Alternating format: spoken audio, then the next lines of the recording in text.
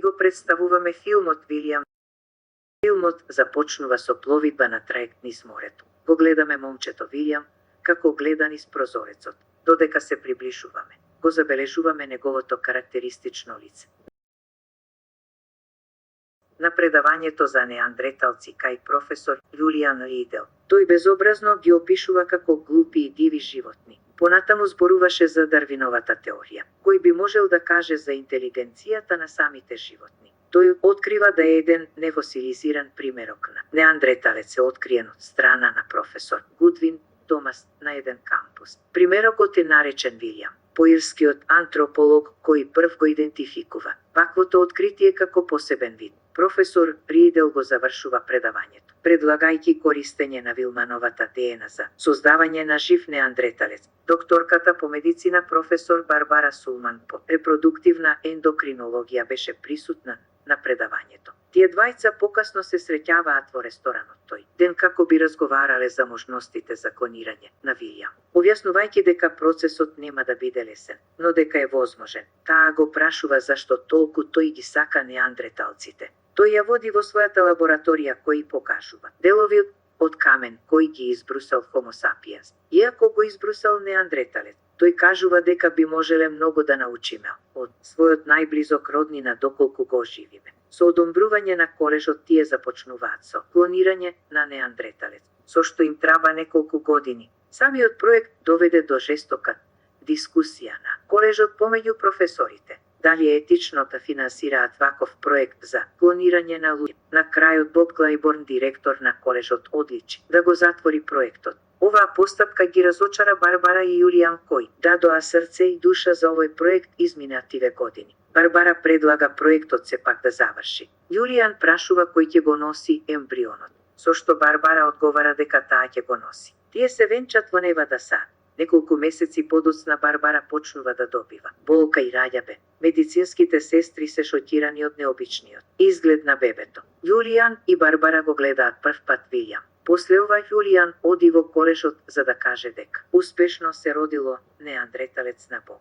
Боб е бесен поради тоа што Јулијан продолжил со експериментот со што сака да го тужи и даде отказ. На текот на состанокот останатите колегија преиспитуваат одлуката и знаат дека ќе бидат осудувани за ваквиот проект, но ако ја прифатат идејата можно. 3 дена подоцна се одржава конференција за медиумите во колежот на што Јулијан ги покажува сликите на првото неандреталско бебе родено во модерниот свет. Докторот Рид вели дека Јулијан и Барбара не се во роднинска врска. Тој понатаму се смета за горд на ваквиот чин. Се враќаме на Вилијам на траектот кој сега има 18 години и слегува од траектот заедно со Барбара кој го воде до куќата во шума близу река. Таа го прегрнува својот син и му кажува добре дојде во својата куќа и дека во секое време може да се врати дома. Вилијам влегува внатре кој заедно со неговиот татко ќе престојуваат овде. Гледа неандреталски камен на стала. Излегува на балконот каде забележува брачен пар и неугодно гледа кон нив. Неколку минути покасно ја сретнува девојката Сара. Таа е новата девојка на Јулијан. Тие тројца вечераат и Сара дава комплименти за неговиот добар апетит, на што Јулијан вели дека Вилијам бара 20% повеќе калории од обичните луѓе поради телесната маса и метаболизамот. После вечерата Јулијан разговара со својот син кој вели дека е многу горд дека Вилијам пробува да научи што е можно повеќе работи. Јулијан и Сара се обидуваат да го научат Вилијам да збори англиски јазик подобро и да го прошират неговото ограничување. Вилијам има проблеми со разбирање на хумор и метафора. На едно предавање на колежот Јулијан зборува кратка приказна за луѓе кои имале лоши реакции на предањето на Вилијам и дека некои се разочарани што не бил дивјак како што очекувале. Вилијам има развиена иста или поголема интелигенција од децата. Неговиот имунолошки систем е поотпорен и прирагодлив од другите луѓе, што може да помогне во стидија за медицина. Дознаваме дека разводот помеѓу Јулијан и Барбара се случил поради Вилијам, што Јулијан сакал да ги следи фазите на развој на Вилијам за експериментални цели. Барбара не се согласувала тој да биде користен за лабораториски цели. После некое време Барбара го превзема родителското право над Вилијам и го води да живее со неиз. Јулијан често ги посетувал за да го следи развојот и интеракцијата со другите деца, со што поминуваат долго време заедно со Вилијам.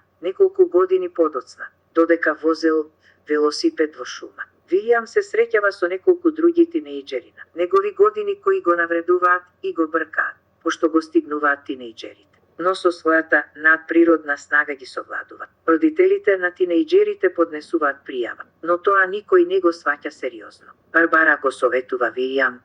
Вилијам истражува на интернет за неандреталци со нивниот опис како глупи и диви животни. После неколку дена го гледаме новиот дечко на Барбара. Тед Ропер, кој го прави љубоморен Вилијам и тој почнува да се дистанцира. Неколку години подоцна Вилијам, како утец со своите неандреталски навики, тој го крши моливот. После испитот му приоѓа една девојка по име Џуди и го замолува да дојде до нејзината куќа и да ја помогне да вежба за оперната представа. Тој ја одбива со образложение дека со неговите другари ќе оди на кампување, но и ветува дека ќе ја помогне чим се врати. Вилијам оди на кампување со своите другари од класот. Се среќаваат со еден брачен пар што им се придружива покрај угнот. Тие се шокирани и изненадени кога ќе слушнат дека Вилијам е неандреталец.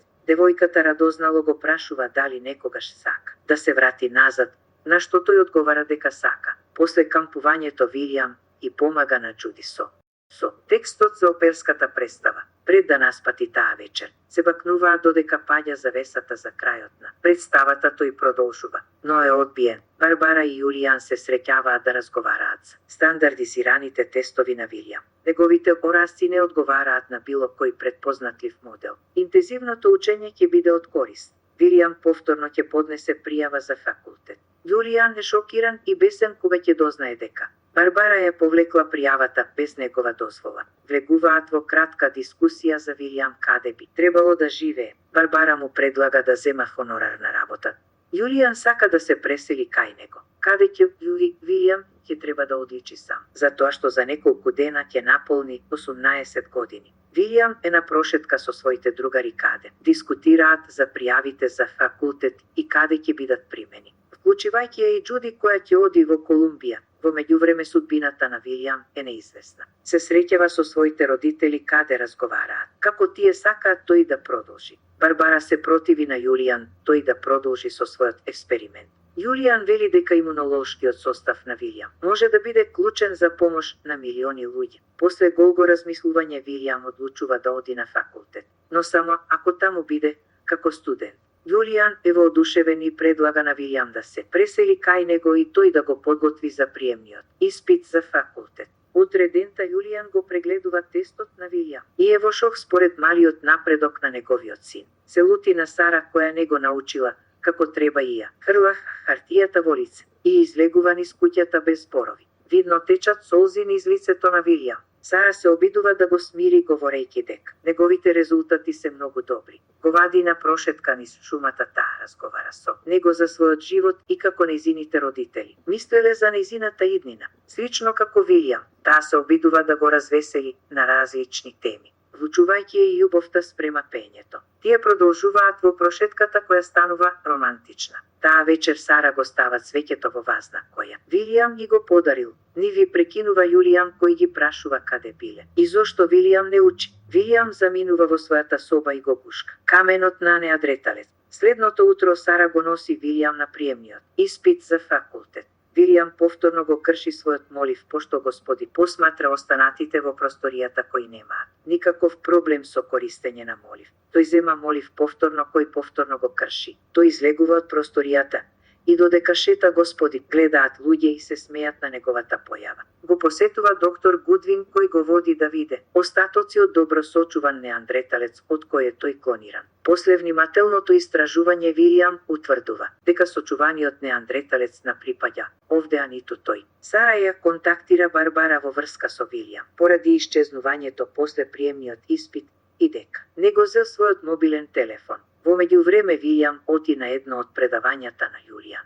На предавањето Јулијан ги навредува неандреталците и Вилијам и ги нарекува валкани животни и варвари, со што Вилијам слишна се и се налути на него. Јулијан го следи Вилијам обидувајќи се да се извине. Го замоли да отиде дома како би разговарале за ова покасно. Вилијам го одбива велејќи дека не е негов татко, со што Јулијан е бесен, обидувајќи се да се извини и присилувајќи да неандреталскиот камен кој го носел себе. Јулијан се обиде да му го зеде, но Вилијам се спротистави и го напаѓа со каменот. Сите студенти почнуваат да ја снимат случката й, нарекувајќи го Вилијам, пештерски човек. Вилијам бега. Сара и Барбара продолжуваат да го барат како и полицијата. Вилијам излегува од факултетот со што полицијата го забележува. Го гледаме неговото детинство кога беше нападнат од тинејџери. Сара се упатува кон Вилијам, но ја спречува полицијата. Го гледаме Вилијам како одлучува да се придружи на своите предци додека се движи напред. Сара извикува, но не може да помогне. Полицијата го обиколува безживотното тело на Вилијам, веројатно стрелан бидејќи не послуша. После некое време ја гледаме Сара која го посетува местото каде бил ископан неандреталецот со кој Вилијам беше клониран. Гледаме дете во нејзините раце, веројатно син на Вилијам.